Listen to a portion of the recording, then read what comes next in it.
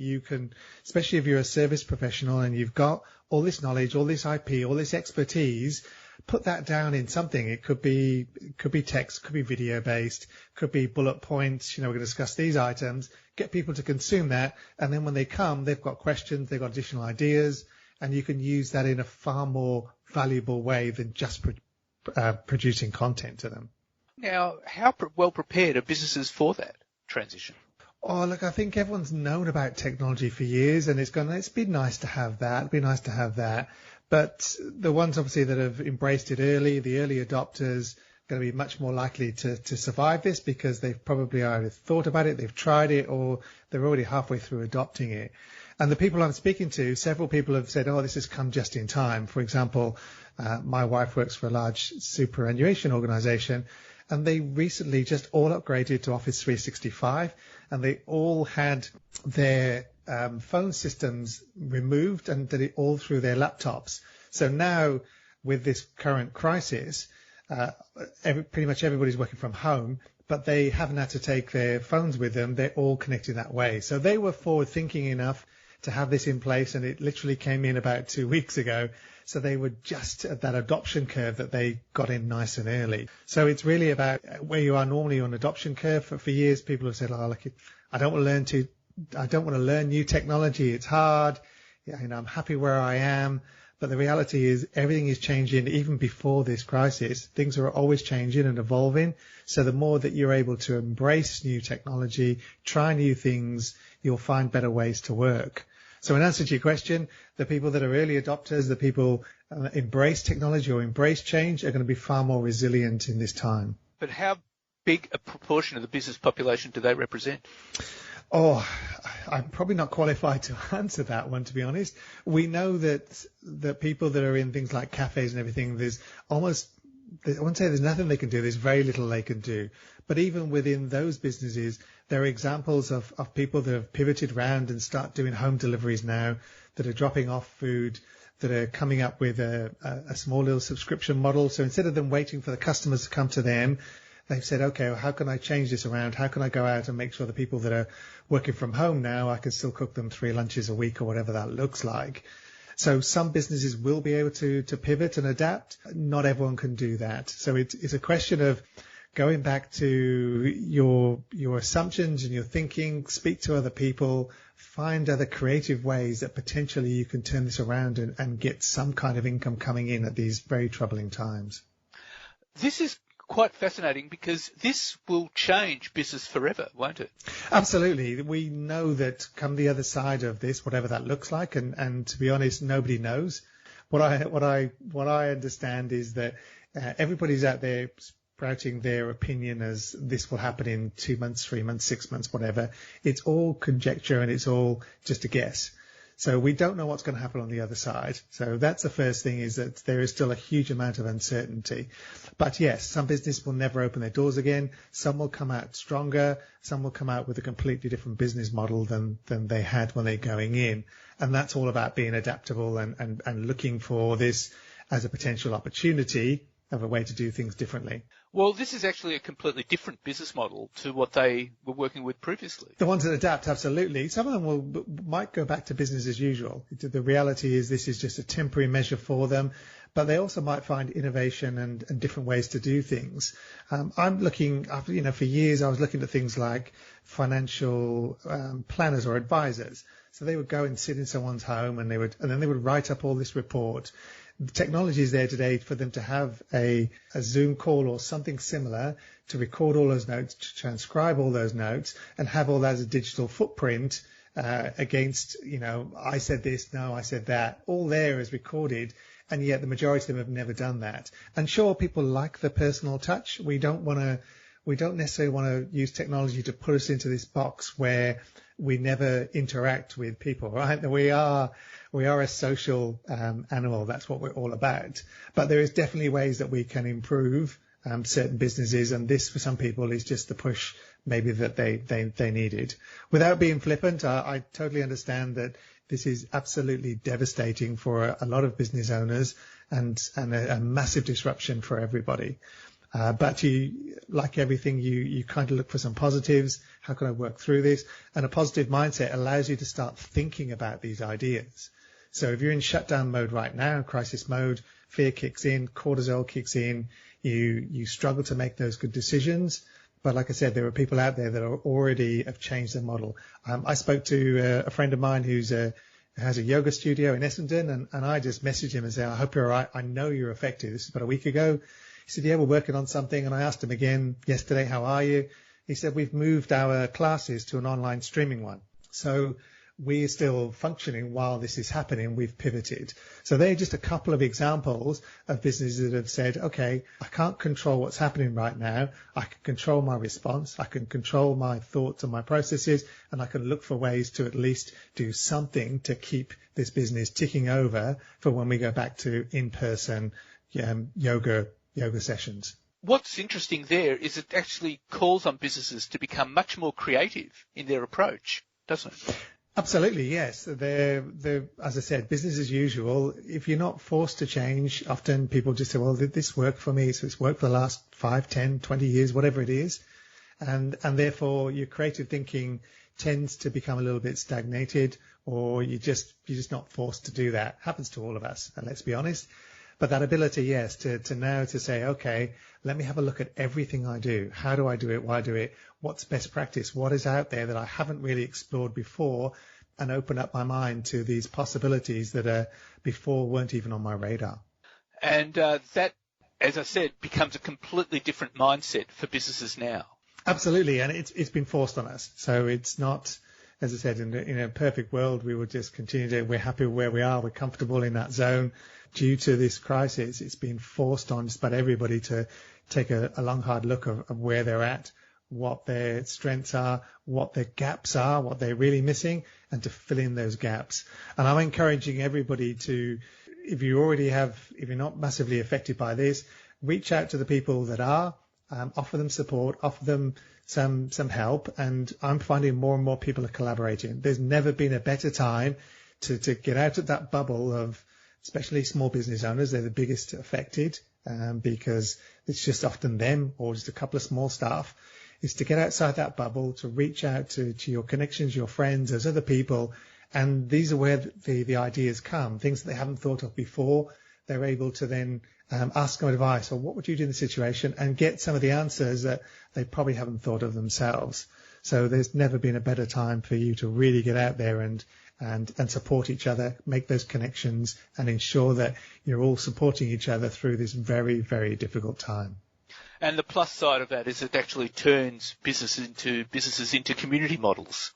Yes, that's really what we thrive and what we strive to be. We are a community. So in this digital age, I think we've lost some of that. We've kind of been disconnected from the fact that we are a community. And the second your local restaurant shuts down, or there hasn't been food on the shelf at your local supermarket, and all these things are impacting around you, you suddenly realize how interconnected we are. And nobody in our lifetime has ever experienced anything like this. The only other part of community or that's been close to that is global warming. And people have seen effects of that. We've obviously had bushfires here in Australia a couple of months ago. We're seeing the tail end of that. Other communities that didn't have the fires, not necessarily as impacted. But right now, this crisis is impacting every single person on the planet in one way or another. And it just brings home how connected we are. Well, Ronan Leonard, that is fantastic, and wishing you all the best with your latest venture. Thank you very much. Thank you, Leon. And now let's talk to Indeed economist Callum Pickering. Okay, well, Callum Pickering, it's been a big week this week. We've had the unemployment figures coming out, and the RBA has done its bit, buying bonds and cut interest rates again.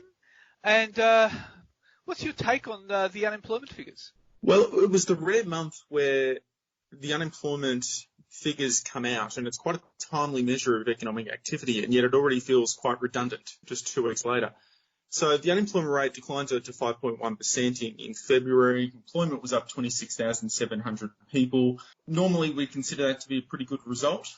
But of course, we know what's happened over the past couple of weeks, and we know that the economy has deteriorated quite rapidly during that time.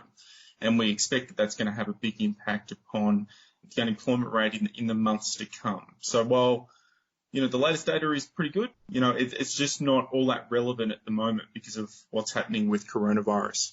And you would expect the numbers would go up quite substantially.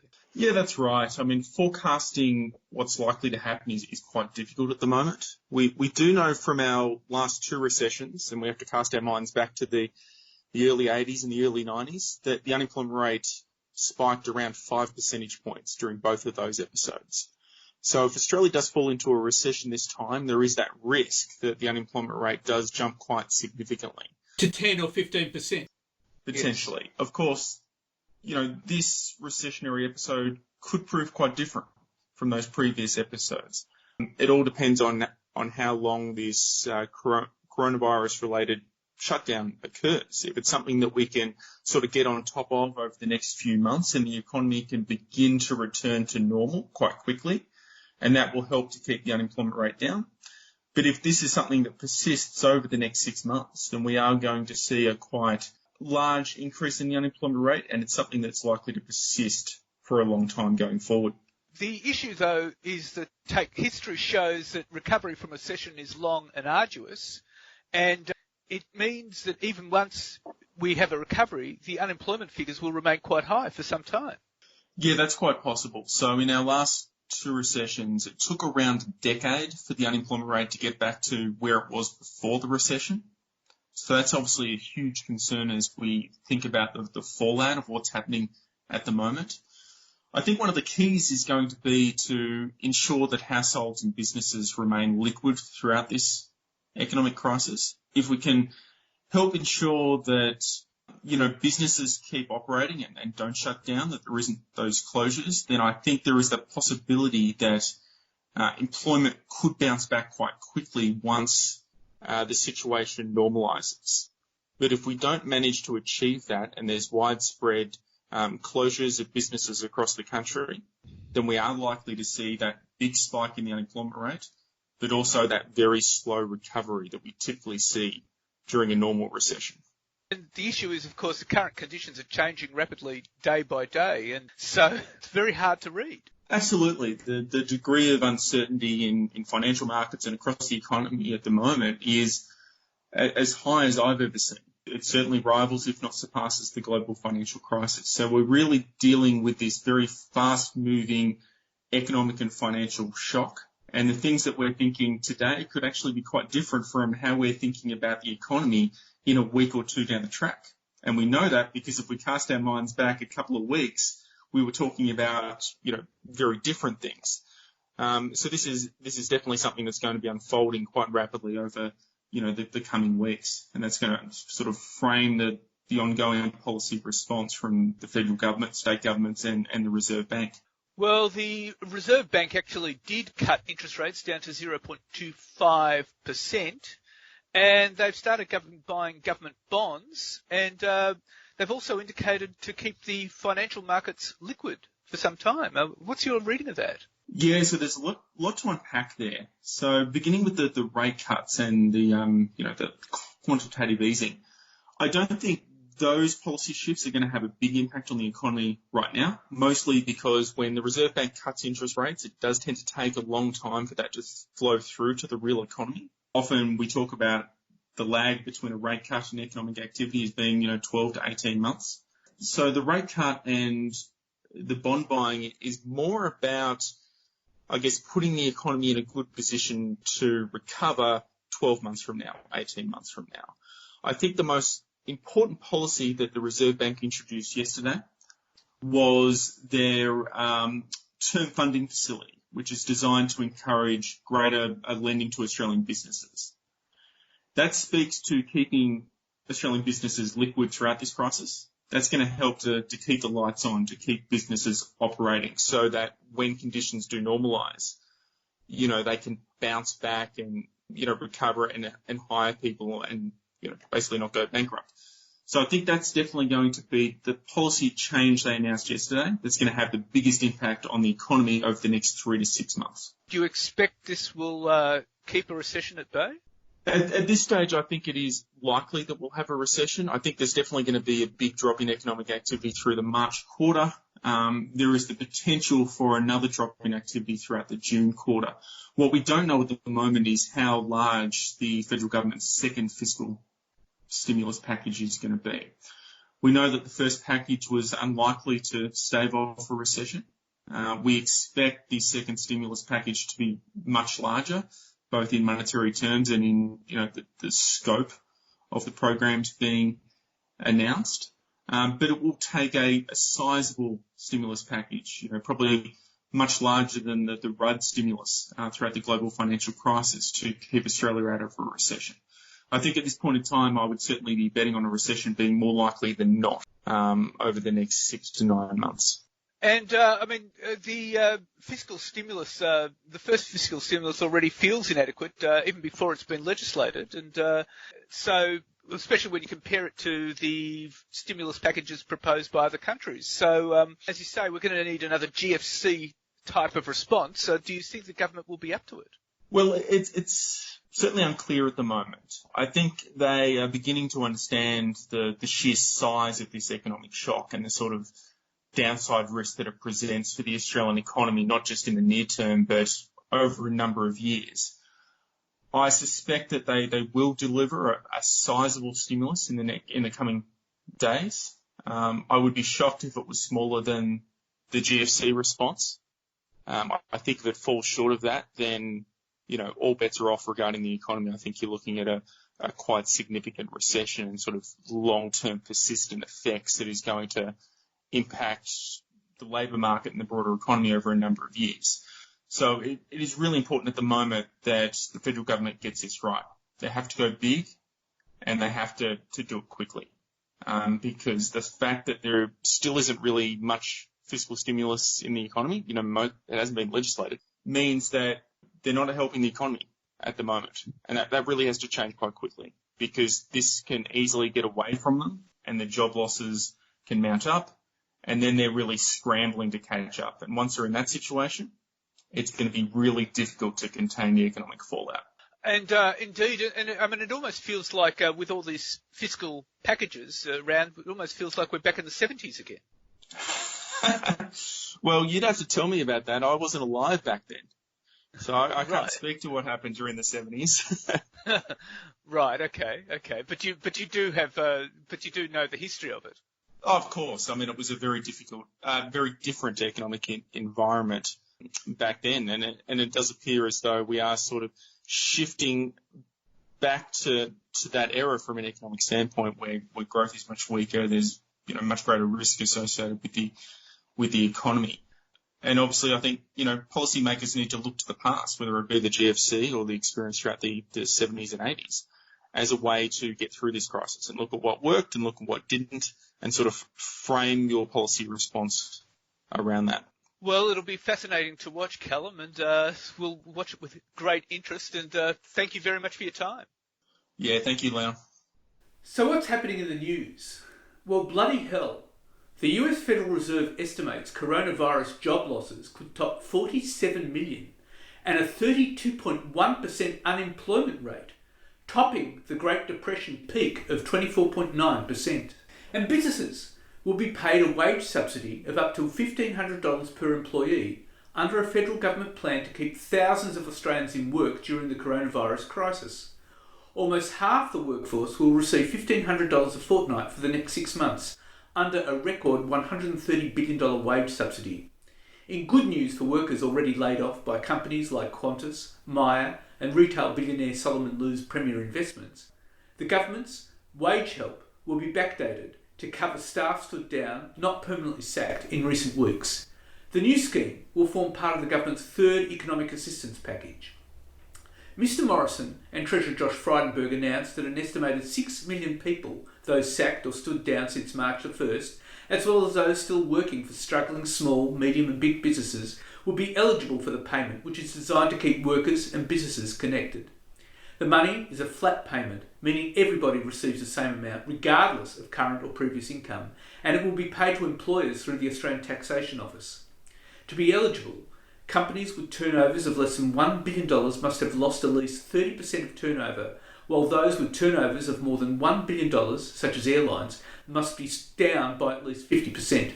The employer must then use the payment to subsidise wages for those still working, or pay it directly to those who are stood down but are still on the books. If a worker has been retrenched since March the 1st, the employer can put them back on the books so they can become eligible for the payment. This would disqualify them for the separate welfare wage of a maximum $1,100 a fortnight, known as a job seeker payment, which is administered through Centrelink. For people who will still be dependent on the welfare wage, the government also on Monday lifted from $48,000 to $79,762 the amount an unemployed person's partner can earn before they become ineligible for the benefit. The new $1,500 JobKeeper payment is effective immediately. It will be taxed like normal income, but there will be no superannuation guarantee payable on the money. Those eligible are full-time and part-time workers, as well as casuals who've been with the same employer for 12 months. Sole traders and the not-for-profit sector are included. The payment will be made to eligible businesses in the first week of May as monthly arrears from the tax office. The businesses can either start paying workers now, if they have a cash flow, or back pay them to March the 30th, when the money arrives. As part of a Team Australia debt relief for firms hobbled by the virus, banks are expanding 6-month repayment deferrals to 30,000 extra small and medium enterprises, or SMEs, for loans up to $10 million. In a quid pro quo, banks will require participating mid-sized commercial landlords not to evict tenants such as retail shops which can't afford rent. And Australia's benchmark index has ended the first quarter of a year nearly $500 billion poorer, down 24%, after falling from a market capitalisation of $2 trillion down to $1.56 trillion. While it is still too early to say if the relentless efforts from central banks and governments to support the global economy would be enough to cushion economic recession and support stock markets, underperformance of stock markets rarely lasts for a long time. The benchmark ASX 200 index finished Tuesday's session at 5,076.8 points, a decline of 104.6 points, or 2%. Since the start of the year, the index has slumped from a session high of 7,197 on 20th of February to a low of 4,402.50 on March 23rd. Markets have tumbled as governments imposed travel restrictions and lockdowns in a bid to slow the spread of COVID-19, but which are also likely to lead to a recession. Future market performance depends on the rate of coronavirus infections and deaths around the world. And the COVID-19 pandemic have forced the federal and state governments into their highest level of debt since post-World War II years, with expensive stimulus measures and a plunge in tax receipts to push public debt to $1.5 trillion next year. Servicing the debt could also push future governments to consider new and radical options, with a range of suggestions canvassed on Tuesday by experts, including a renegotiation of the GST, an overhaul of the tax and industrial relations system, and diluting of superannuation concessions. UBS chief economist George Tharanow said debt across governments would increase by $500 billion by the end of next year, the equivalent of 80% of gross domestic product, pushing it to levels not seen since the 1950s. Mr. Tharanow expected combined state and federal budget deficits in the 2020 financial year to reach 16% of GDP, the highest since World War II. And the government's promised tax cuts may need to be wound back as the nation's finances face what former Reserve Bank of Australia Governor Bernie Fraser describes as a reckoning to deal with an explosion in budget deficits and public sector debt that could reach $1.5 trillion. Prime Minister Scott Morrison has spent $194 billion on stimulus measures to fight the economic impact of the coronavirus, including a $130 billion wage subsidy package announced on Monday. Economists have generally welcomed the response, but forecast the government's plan to be net debt-free by 2030 is now highly unlikely, with some MPs resigned to dealing with an intergenerational debt transfer lasting decades. Mr. Fraser, who was Reserve Bank Governor during Australia's last recession in 1991, predicted there would be a reckoning for a swathe of government policies, including tax cuts, as the economy comes to grips with an awful overhang of debt. He said the costs of the government support packages, the equivalent of the entire annual defence, education and health budgets combined, would mean the government would have to re-examine policies it had already legislated. A new tranche of company tax cuts for firms earning over $50 million starts next financial year, while personal income tax cuts worth $132 billion over a decade begin in 2022-23. And Australia's economic growth could be slashed by up to 22% in the short term from shutdowns of business activity in response to the coronavirus, the Organisation for Economic Cooperation and Development has warned. Huge government and central bank economic rescue packages, however, are likely to partially offset the expected steep declines. In a preliminary international analysis, the OECD said partial and full shutdowns of economies by governments around the world to contain the virus would lead to sharp contractions in the level of output, household spending, corporate investment and international trade. Australia's high exposure to mining and agriculture activity could shield it from the worst of the slump. The Paris-based organisation guessed economic output in Australia could initially fall as much as 22%, in between the 20% and 25% tipped for other advanced economies. The slump in world economies would far outweigh the international recessions experienced during the 2008-2009 global financial crisis. The OECD estimates the level of economic output would be cut 2 percentage points from GDP for each month that strict containment measures are in place. And residential and commercial landlords will be banned from evicting tenants under financial stress caused by the coronavirus economic downturn for the next 6 months, federal and state governments have announced. The National Cabinet on Sunday agreed to the moratorium on evictions for tenants amid concerns that jobless and struggling retailers won't be able to afford full rent. Landlords and tenants not significantly affected by the coronavirus are expected to honour their leases and rental agreements, the National Cabinet said. Banks will act as a backstop by offering loan repayment deferrals to help landlords ride out a fall in rental income, while federal and state governments are working on a package of tax relief measures to ease the financial burden on property owners. The coronavirus economic recession is already leading to mass job losses across retail, hospitality, tourism, leisure, sport and entertainment.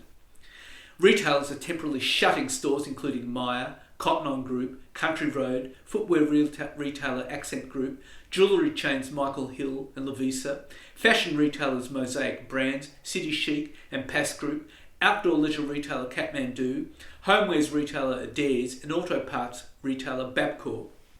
And the federal government has placed severe, immediate and indefinite restrictions on all foreign investment bids following at least 2 cases of Chinese-owned companies in Australia securing tons of precious medical supplies and shipping them back to China. Effective from 10:30pm on Sunday, Treasurer Josh Frydenberg lowered to 0 the dollar value of every foreign investment bid that would trigger scrutiny by the Foreign Investment Review Board and then ultimately by him. Presently, there are varying foreign investment thresholds depending on the buyer, the country in which they're based and the type of asset being sought. Thresholds range from $1.192 billion to $275 million to 0. Under the change, the threshold is 0 for everything, meaning all bids will have to be weighed against the national interests. As well as protecting distressed Australian businesses and assets from fire sale takeovers, the crackdown was sparked after the 2 Chinese-owned property developers, Greenland Australia and Risland Australia, had staff secured more than 100 tonnes of equipment and ship it back home. Greenland employers sourced bulk supplies of surgical masks, thermometers, antibacterial wipes, hand sanitizer, gloves and Panadol in January and February as the coronavirus took hold in its point of origin, Wuhan, and spread through China. And as thousands of Australian workers are displaced by the coronavirus pandemic, several industries are bucking the trend according to new LinkedIn data. The 3 industries most likely to serve as a bright spot for job seekers are IT, healthcare and finance. Hiring activity has grown by more than 17% in software services and IT between February the 10 and March 19. Similarly, it was up at 12.6% in healthcare and 10.3% in finance. The impact of the virus is obvious in other sectors, however, with overall hiring activity declining by 25.6% for the period. And Ansell is one of the few ASX-listed companies experiencing much higher demand in the coronavirus pandemic, with sales of its body protection suits, single-use examination gloves and surgical gloves booming. Ansell on Monday was able to reiterate its full-year profit guidance because of a spike in demand for its product, even though demand for other products used by manufacturers and industrial customers is falling. The company is also lifting manufacturing capacity at some plants by making extra investments to try to keep up with the extra demand from the hospital and medical sectors. Ansell is working closely with government authorities around the world to ensure its production facilities could keep manufacturing these in-demand products. A range of stringent measures had been put in place at the group's factories, including daily temperature checks, screening of the workforce, social distancing rules, and extra sanitation of surfaces. Ansell has a workforce of 13,000 around the world, with its main operations in North America, Asia, Europe, and Latin America. And Woolworths has partnered with Australia Post and logistics company DHL to supply Australians who are unable to leave their homes with boxes full of supermarket basics. For a flat $80, customers can receive a box containing meals, snacks, and a few essential items delivered to their door via Australia Post in 2 to 5 days. And a trial of existing HIV and arthritis drugs that could stem the coronavirus tide will start next Monday with the help of a $1 million donation from Australia's richest person, Anthony Pratt.